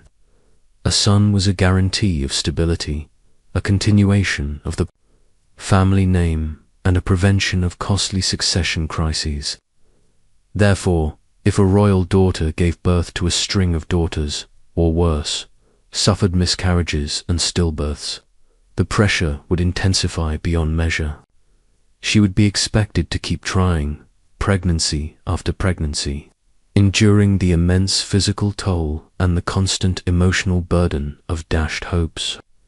Historians still argue whether the desire for male heirs was solely about dynastic stability, or also about preserving patriarchal power structures. For royal daughters burdened by the genetic load of inbreeding, this pressure became a cruel paradox. They were genetically predisposed to conditions that might hinder fertility or lead to sickly offspring. Yet their very purpose demanded they overcome these invisible obstacles. A miscarriage was not just a personal tragedy, but a public failure. A sickly infant was a dynastic disappointment. This relentless scrutiny and expectation could lead to profound personal suffering, anxiety, and even despair. A queen who repeatedly failed to produce a viable male heir might face the threat of repudiation, annulment, or simply being sidelined while her husband sought an heir elsewhere. The entire court revolved around the queen's fertility. Her diet might be strictly controlled, her movements limited, and prayers offered for her conception. Every pregnancy would be announced with great fanfare, followed by a period of anxious waiting. The birth itself, a dangerous ordeal in medieval times, was a moment of intense public focus. The gender and health of the newborn would send ripples of joy or disappointment throughout the kingdom. The weight of an entire dynasty, its future, its alliances, and its very existence, rested squarely on the shoulders and the womb of the royal daughter, making the pressure to produce heirs an unbearable burden, amplified by the silent, undermining force of inbreeding. In the face of the myriad health issues plaguing inbred medieval royal families, from infertility to physical deformities and cognitive impairments, one might wonder, where were the doctors? The reality was that court doctors' limitations were profound. Despite their privileged access to the royal body, their medical knowledge and available treatments were rudimentary at best, leaving them largely helpless against the complex genetic conditions silently undermining their royal patients. Imagine a royal physician, a learned man, perhaps, trained in a few medical schools of the time, or having apprenticed under another respected practitioner. He would be steeped in the medical theories of the age, primarily Galenic humoral theory.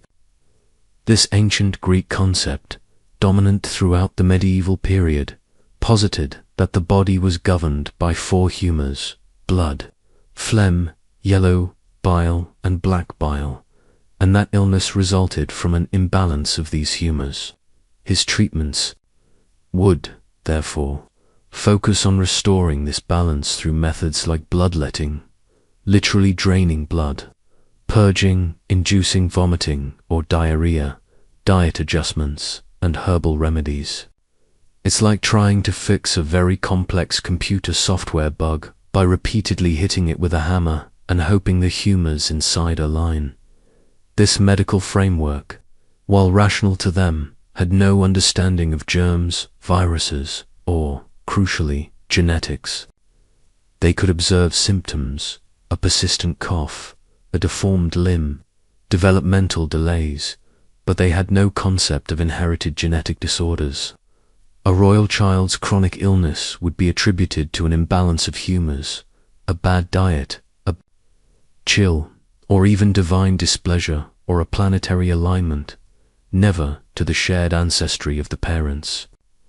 This meant their treatments were often ineffective, or at worst, harmful. Bloodletting a chronically weak individual, for example, would only further debilitate them. Historians still argue whether medieval medical practices, despite their theoretical limitations, sometimes offered practical benefits through placebo effects or simple care. For royal daughters experiencing fertility issues, the physician's advice would be equally limited.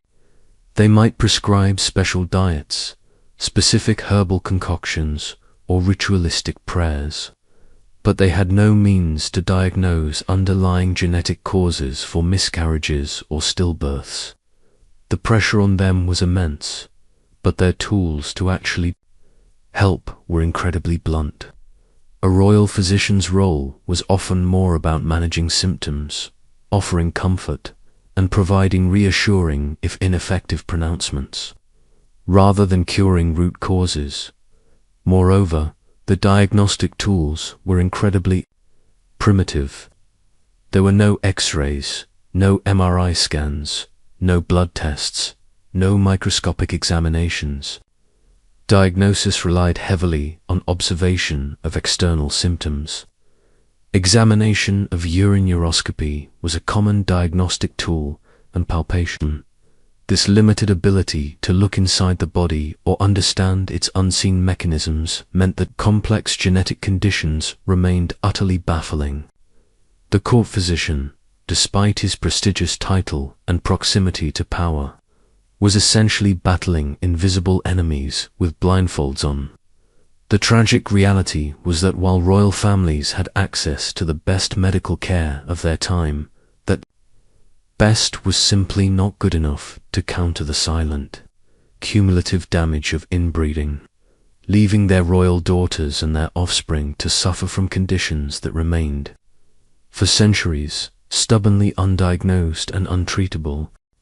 Beyond the physical ailments and the limitations of medieval medicine, royal individuals suffering from genetic conditions due to inbreeding often faced a profound sense of social isolation and a distinct lack of understanding or empathy. In an era without knowledge of genetic disorders, their struggles were often misinterpreted, leading to loneliness and sometimes even exclusion, even within their own family and court. Imagine being a royal child or adult who struggles with a severe physical deformity, a pronounced speech impediment due to a malformed jaw, or significant cognitive impairment. While some members of the court might offer genuine pity, the prevailing attitudes would often be rooted in ignorance and superstition. Such conditions might be seen as a sign of divine displeasure, a moral failing, a curse, or simply as an inherent defect in the individual. There was no concept of a genetic disorder that elicited modern empathy or understanding. Instead, there might be discomfort, aversion, or even fear. It's like trying to explain quantum physics to someone who only understands how to light a candle. The fundamental concepts are just too alien to grasp, leading to misunderstanding. For royal daughters, this isolation could be particularly acute. If a princess was deemed unmarriageable due to her health or appearance, she might be relegated to a quiet life within the palace, denied the political agency and social standing that a successful marriage would have brought. Her sisters, deemed healthier or more suitable, would be sent off to foreign courts, while she remained a constant reminder of the dynasty's hidden frailties. While she might receive the best care available, the emotional and social void could be immense. She might be treated with a mix of reverence due to her status, but also pity or even subtle disdain due to her condition. Historians still argue whether royal individuals with disabilities faced more or less stigma than commoners. Given their visibility, even within their own families, understanding could be limited. Parents might love their children, but their inability to comprehend the root cause of the suffering could lead to frustration or a sense of helplessness. The immense pressure to produce healthy heirs meant that a sickly or disabled child, while loved, was also a source of deep dynastic anxiety, which could translate into subtle forms of emotional distance or overprotection that stifled personal development. The lack of specialized care or educational approaches for individuals with cognitive impairments further compounded their isolation. They might be able to participate in some courtly activities, but their ability to fully engage in intellectual or political discourse would be severely hampered, setting them apart from their peers. Their world might become confined to their immediate caregivers, sheltered from the complexities of court life and the outside world. Ultimately, the lack of scientific understanding meant that the medieval royal individuals suffering from the effects of inbreeding were often left to bear their burdens in relative isolation, misunderstood and unable to articulate the true nature of their suffering. Their lives, despite their regal settings, were often marked by a quiet, persistent tragedy, a poignant testament to the human cost of a genetic gamble gone terribly wrong. Shrouded in ignorance and societal judgment. Beyond the individual suffering, the genetic frailties accumulated through inbreeding posed an existential threat to the very essence of royal power. The succession, when royal daughters, or any royal offspring, suffered from severe physical or cognitive impairments, or from infertility, it directly led to succession crises that could destabilize entire kingdoms, ignite civil wars, and redraw the map of Europe. Imagine a powerful dynasty, its future reliant on a clear line of succession, suddenly facing the prospect of an heir who is too frail to survive, too sickly to rule, or too cognitively impaired to command respect. This was the ultimate nightmare for any medieval monarch. The continuity of the bloodline was seen as the very guarantee of legitimacy and peace. A strong, healthy, unquestionable heir meant stability. A weak, uncertain, or contested one spelled disaster. It's like owning a very expensive antique car. but the engine only works sometimes. And when it doesn't, all your rivals suddenly show up with their own, slightly less rusty, vehicles. The lack of a viable heir, or the presence of a clearly impaired one, immediately triggered intense court intrigue and factionalism. Different noble families would begin to jockey for power, promoting their own candidates for the throne or for regency, exploiting the king's or queen's weaknesses. Plots and counterplots would abound. The kingdom's stability would hang by a thread, susceptible to the whims of ambitious courtiers and scheming rivals. Historians still argue whether dynastic stability was more threatened by internal court intrigue or external military threats. For royal daughters, their reproductive struggles directly fueled these crises. If a queen or princess failed to produce a surviving male heir, especially after multiple attempts, the pressure to annul the marriage and seek a new bride for the king would become immense. This wasn't just a personal slight, it was a desperate dynastic maneuver to secure the succession, often at great personal cost to the royal woman, who might be cast aside after years of attempts. The entire kingdom held its breath with each pregnancy, only to despair with each miscarriage or stillbirth. Knowing the throne's future grew dimmer. The most dramatic example, of course, is Carlos II of Spain, whose profound impairments and infertility directly led to the War of the Spanish Succession upon his death. This was a massive European conflict, dragging in multiple powers, all vying for control of the vast Spanish Empire because there was no viable Habsburg heir to inherit it.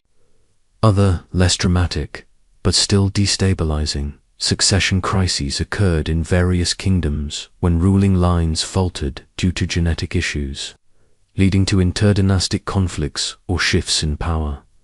The very strategic marriages designed to prevent conflict and consolidate power through their genetic consequences often became the ultimate catalyst for widespread instability. The inbred bloodlines, carefully cultivated for purity and strength, ironically introduced a profound biological weakness that threatened the very existence of the dynasties they were meant to serve. This made the royal daughters, as the conduits of these imperiled bloodlines, tragically central to the grand, often devastating, political dramas of medieval Europe. As the genetic problems within tightly inbred royal lines became increasingly apparent, manifesting as sickly heirs, succession crises, and even the literal physical decline of entire dynasties, a slow, often reluctant, shift in marriage strategies began to emerge. The solution to the pure blood problem was, ironically, to look beyond it, finding foreign brides from increasingly distant and genetically diverse dynasties. Imagine a powerful king, perhaps desperate for a healthy heir after a succession of sickly children from a closely related spouse. His advisors, if they were astute, would begin to realize that constantly recycling the same limited gene pool was proving disastrous. While they didn't understand recessive genes, they could certainly observe the patterns. Our cousins' children are frail. Our own children are frail. Perhaps we need new blood, literally. It's a bit like a gardener realizing that continually planting the same type of flower from the same limited seed stock eventually leads to very weak, disease-prone plants. The solution isn't to try harder with the same seeds. It's to find new, stronger ones. This meant expanding the search for royal spouses beyond the immediate circle of closely related European houses. Dynasties that had previously intermarried almost exclusively with their closest Catholic neighbors might reluctantly consider brides from more distant lands, even those with different religious backgrounds, if the political and, increasingly, the biological necessity was great enough. This could involve looking towards Scandinavia, Eastern Europe, or even, in later periods, Protestant kingdoms, though religious differences always presented significant hurdles. Historians still argue whether the expansion of marriage pools was primarily driven by a growing awareness of genetic issues or simply by shifting geopolitical landscapes. For royal daughters, this shift meant two things. Firstly, if they were among the healthier ones, they might find themselves betrothed to princes from increasingly distant lands, embarking on long, arduous journeys to foreign courts where customs, language, and even climate were vastly different. This presented its own challenges, but also opportunities for new alliances and broader influence. Secondly, if they were suffering from the effects of inbreeding, they might increasingly be considered unsuitable for these vital foreign marriages, highlighting their personal tragedy more acutely. The reluctance to embrace truly foreign blood was still strong. Dynastic pride, religious differences, and logistical difficulties meant that fully abandoning the tradition of close-kin marriage was a very slow process. But the very real, very visible problems of a weakening royal line eventually forced a pragmatic reconsideration. The devastating consequences seen in the Spanish Habsburgs, for instance, became a stark object lesson for other royal houses, prompting them to cautiously seek out more genetically diverse unions. This gradual expansion of the royal marriage pool, driven by an unspoken acknowledgement of genetic decline, ultimately played a crucial role in improving the health and vitality of later European royal lines. It was a slow, painful learning process, paid for by generations of suffering royal daughters and their sickly children, but it eventually brought a much-needed breath of fresh genetic air into the otherwise stiflingly pure royal bloodlines. It was a practical solution to a problem they couldn't name, but whose effects they could no longer ignore. Even as the strategic shift towards finding more genetically diverse brides began, the process of recognizing the true underlying problem, inbreeding, was agonizingly slow and largely unspoken. There was no eureka moment, no medieval scientist suddenly discovering genetics. Instead, it was a gradual, often unspoken, realization emerging from centuries of accumulated observation, dynastic crises, and a growing, albeit unarticulated, sense that something was fundamentally amiss with consistently marrying cousins. Imagine the frustration of a medieval court physician tirelessly applying his limited remedies to sickly royal children, seeing generations pass with similar patterns of frailty, infertility, and inexplicable conditions. He couldn't articulate the concept of recessive genes, but he could certainly observe a correlation. When King A married his cousin, their children were sickly. When King B married his cousin, their children were sickly. Interesting pattern, isn't it? This was often the extent of the realization, a vague, empirical understanding that close relations seemed to produce less robust offspring. It's like noticing that every time you use a specific type of spice, your food tastes terrible, even if you don't know the chemical reason why. You just stop using that spice. The scientific and intellectual frameworks to properly understand genetics simply didn't exist. There was no Mendel with his pea plants, no microscopes to examine chromosomes. Heredity was a mystery, so any negative health outcomes were typically attributed to other, more understandable causes: divine displeasure, the humors, the mother's constitution, ill fortune, or even, as we remember, witchcraft. Blaming the family's cherished pure blood for its own undoing would have been an almost unthinkable sacrilege, challenging the very foundation of royal legitimacy. Historians still argue whether the slow realization of inbreeding's harms was driven by medical observations or by the sheer political necessity of producing viable heirs. However, the sheer weight of undeniable evidence eventually started to penetrate when a powerful dynasty like the Spanish Habsburgs reached a point where its last direct heir was so profoundly incapacitated that he couldn't even rule. It sent a clear, unmistakable message across Europe. This wasn't just bad luck. This was a systemic issue. The very survival of a kingdom was at stake. While the precise scientific language was absent, the pragmatic consequence was impossible to ignore. The desire for strong, capable rulers outweighed the traditional preference for pure blood. This slow realization didn't lead to public declarations or scientific papers. It led to subtle shifts in marriage negotiations, to a quiet expansion of marriage networks, and to a gradual, almost subconscious, societal acceptance that perhaps, just perhaps, marrying one's fourth cousin was a better idea than one's first cousin. The evidence was in the increasingly robust health of future generations, not in learned treatises.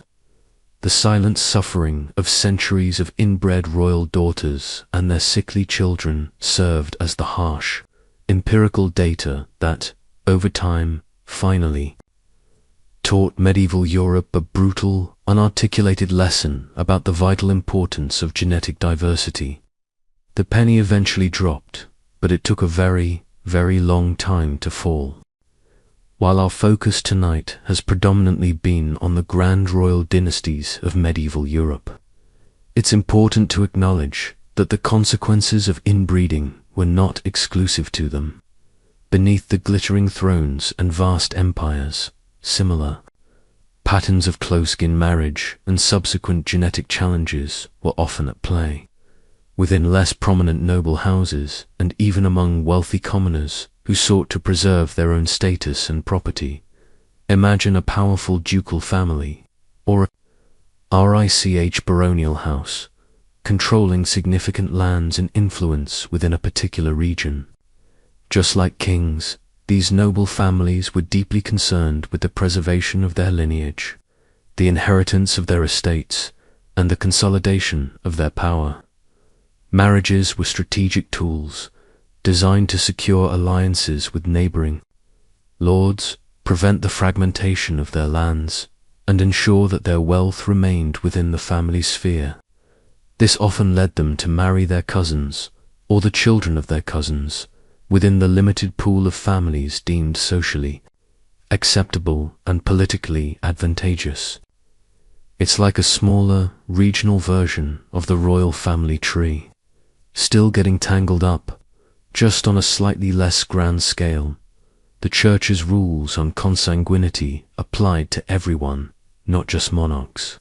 So, these noble families also routinely sought papal dispensations for their marriages, engaging in the same bureaucratic and financial negotiations with the ecclesiastical authorities.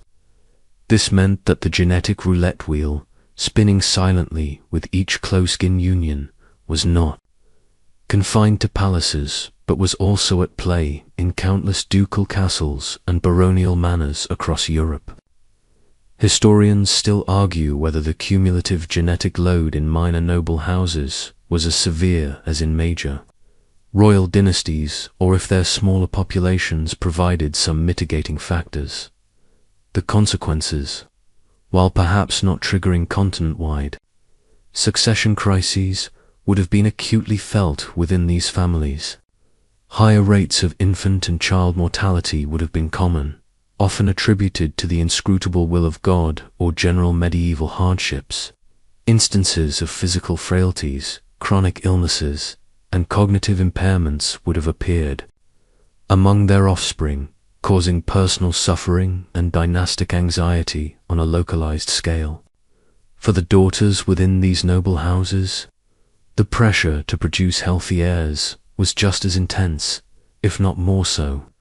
given that their family's land and status might be even more precarious than that of a mighty king.